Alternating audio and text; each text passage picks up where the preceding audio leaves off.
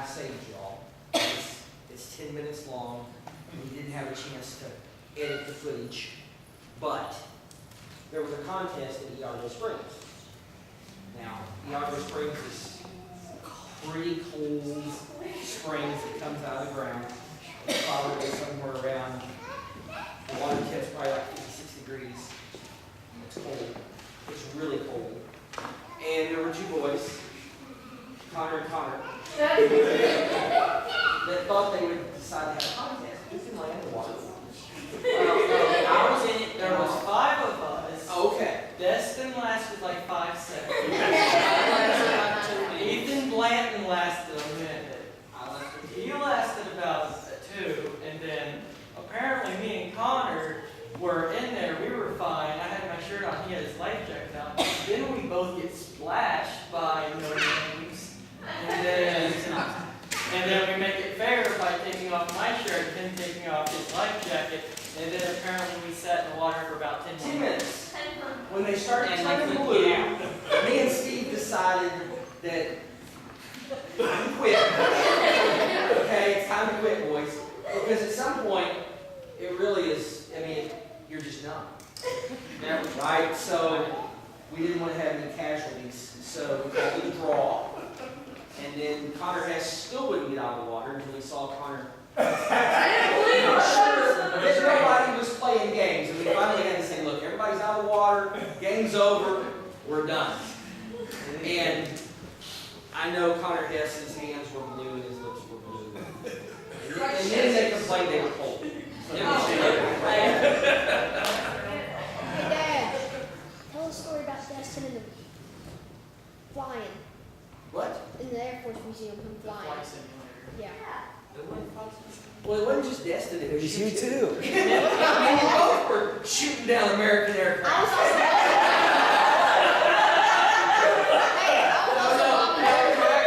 He was shooting down the aircraft. He was crashing. I was also bombing Germany, so. So, I think they had a really good time on the canoe trip. I know I had a good time on the canoe trip. I will say it was different than the last time. It was different, right? Because the boys that we had with us were a lot younger than the boys we had the last time. So, I would think the older boys, excluding RJ and Connor was on the trip the last time, but I know, I wish Earl was here tonight, I wish James and Austin were here, because their trip this time was different than the last time. Because what I talked about, Steve and I and Zach depended on them to be responsible adults.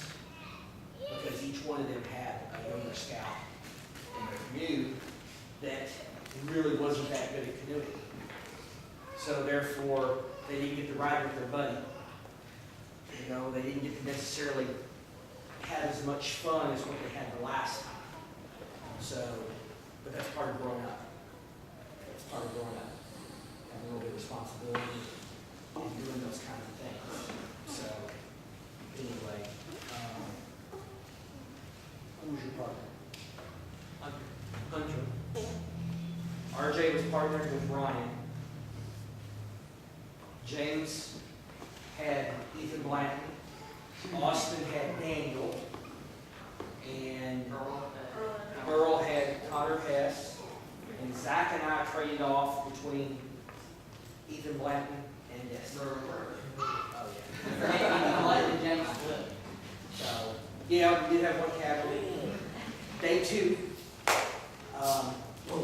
We had, and we were doing something that was stupid. We weren't being smart. We were all holding on to each other's canoes, floating down the river. We were having a grand old time. Well, we should have known not to do that when Zach hit a rock. Well, We hit a tree and a rock. So there were 2 occasions prior to, as Zach would tell you if he was here, that we should have listened to the Lord and realized that he was trying to tell us something. No, you quit being stupid. And we didn't listen.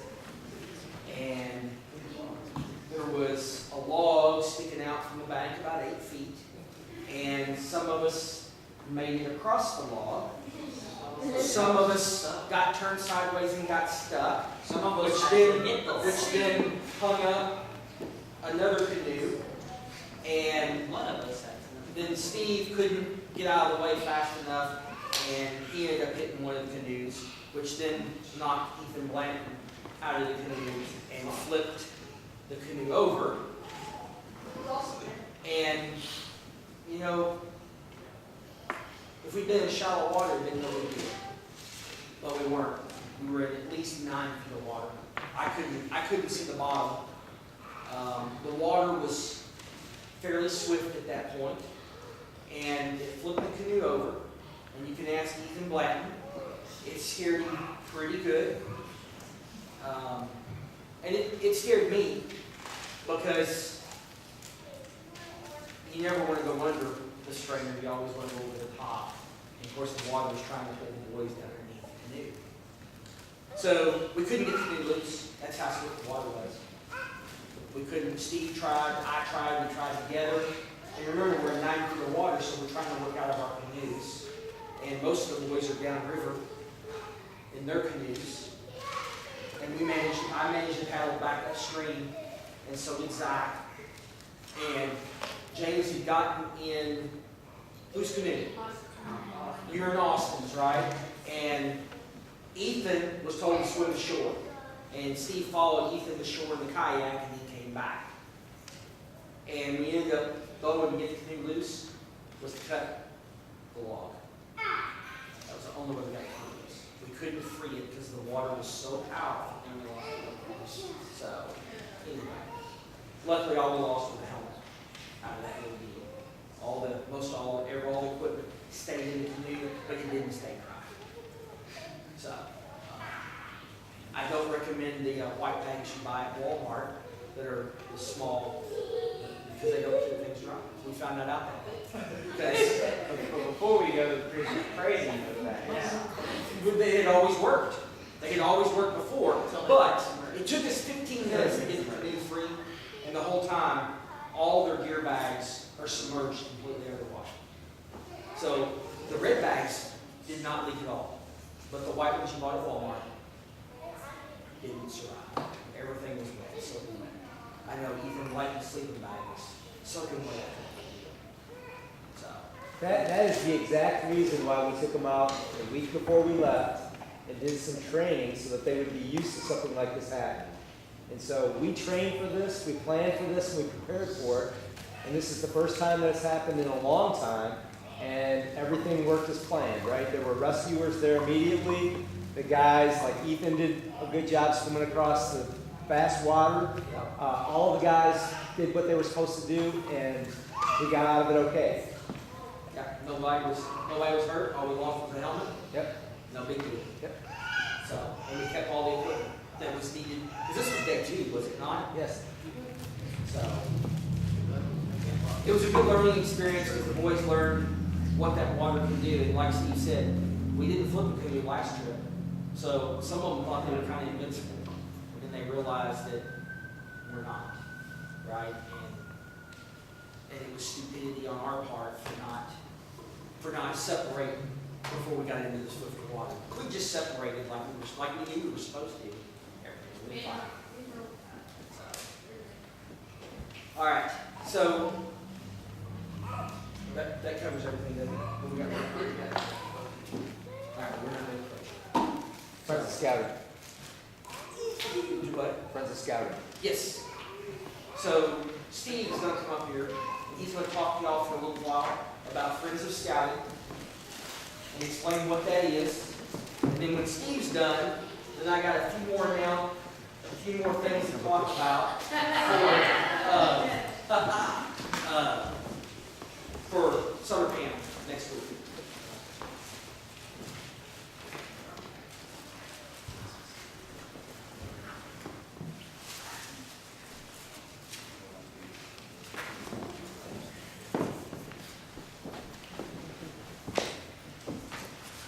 So I want to talk a little bit about Friends of Scouting tonight, but before we get into a great deal of discussion about fundraising, I did want to talk to you about how blessed y'all are as a troop. Right? So if you look at that, counting just a few of those blessings, you've got some terrific leadership that has a lot of experience. So you look at Chris, who runs a training outfit for the Lexington Fire Department, and look at the experience that he has there.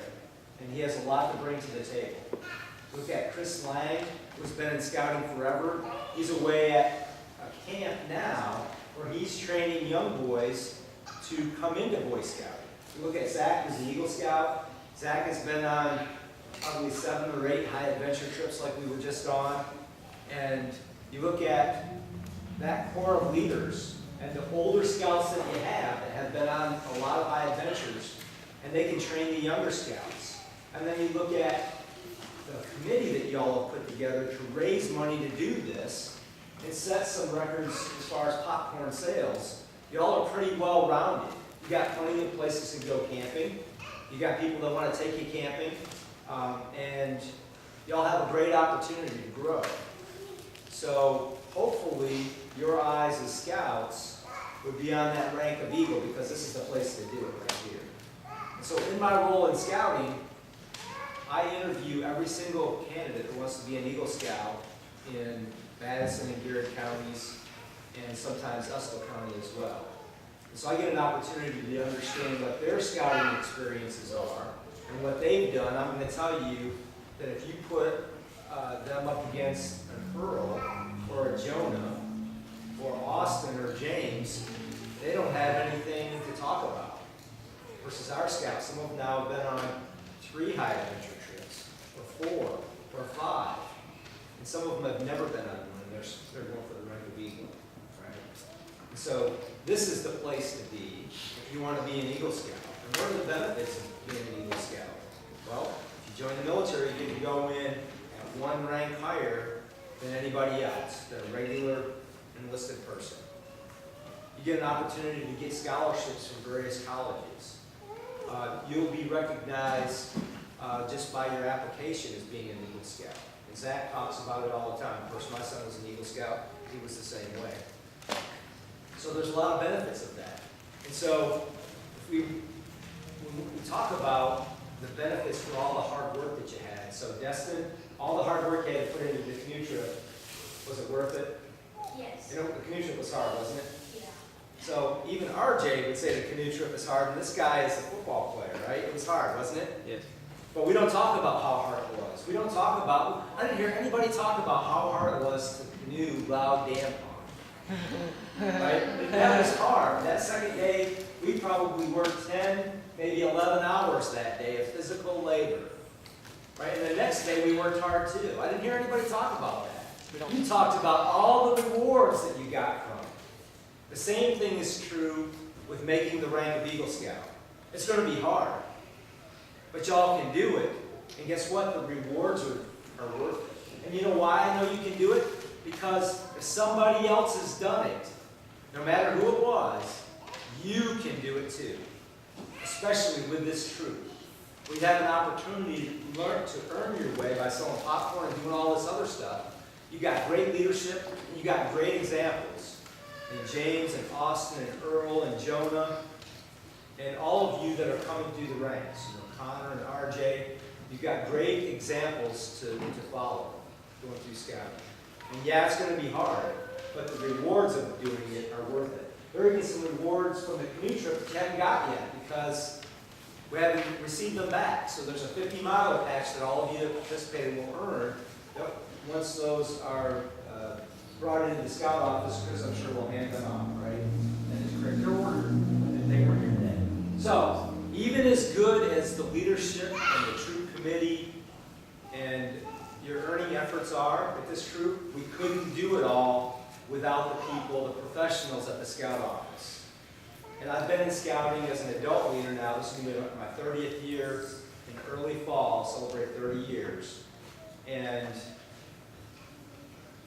scouting, once again, in some places of the country, is not doing well financially because a number of former donors have decided not to provide the money. So you have to have a professional staff at the scout office, professional staff that runs Camp McKee, and helps us to operate things behind the scenes. You know, they control, you know, the awards, merit badges. They have to bring all that into the scout shop.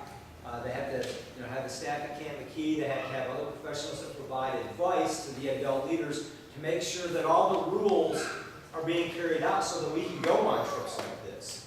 So Chris and I had to go through, and Zach had to go through a plethora of training classes just to qualify to take you on a trip like that. Same thing with Philmont next year. So that professional staff that monitors and regulates scouting has to get paid in some way, shape, or form. So I'm here to talk to you a little bit about that and what the Bluegrass Council provides to scouting. So what I'm going to do now is I'm going to have these guys over here that volunteered to help. They're going to hand out a donor card, which has some information about the Bluegrass Council, and then every family gets one of those patches. So if you want to hand those out as I go through this information.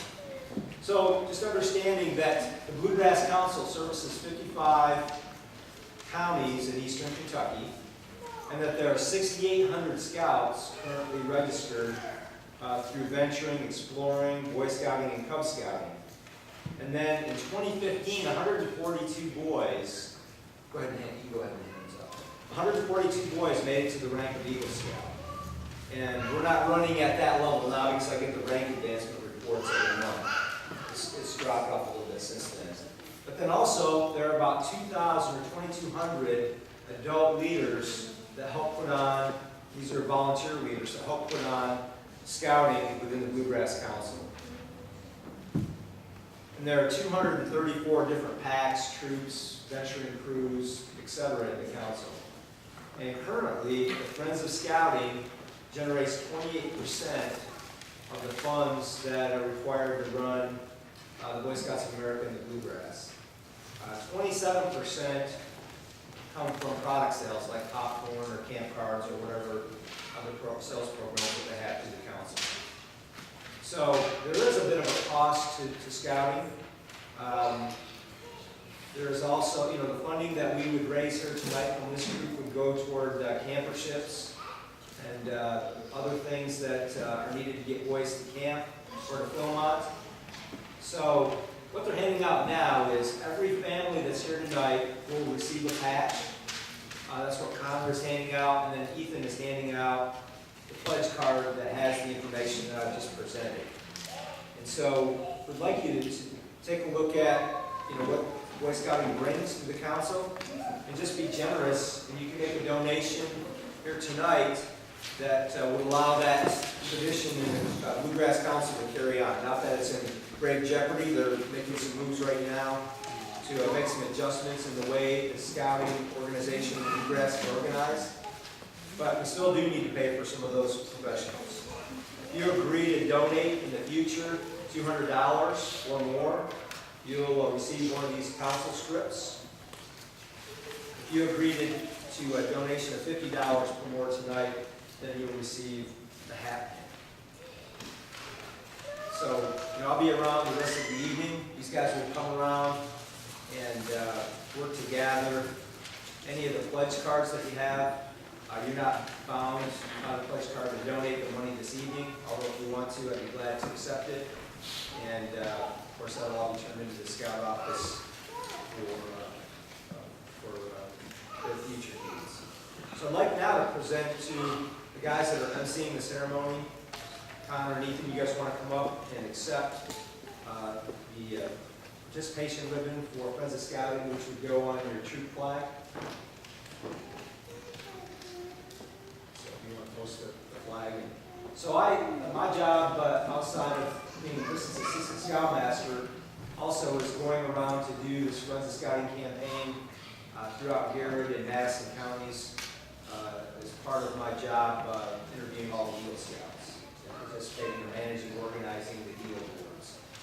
And so I have a great opportunity to see what other troop and scouting packs are doing. And I just think you have the best organization. It's not the biggest by all means, but I think it's the best in the way you're organized and the participation that these scouts embark in. So next year, as some of you are aware, we plan on taking a group back to Philmont, which for me is the pinnacle of scouting experiences. Other than being an Eagle Scout, just to go to see what's out there in the western states and participate in a long trek and rely on the skills and experiences that you've learned in scouting. When you come back, you'll talk about it for months and months and months. And it's a great opportunity for all of the scouts to embark on.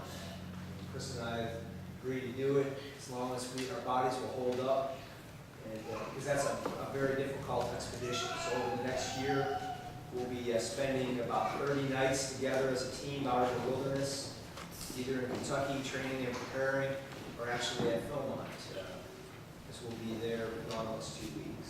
So that's all I have. I'm going to send those scouts around here at the end to see if you're interested in submitting a pledge card. And I thank you for your participation and all the support that you provide Troop 180 and the Bluegrass Council.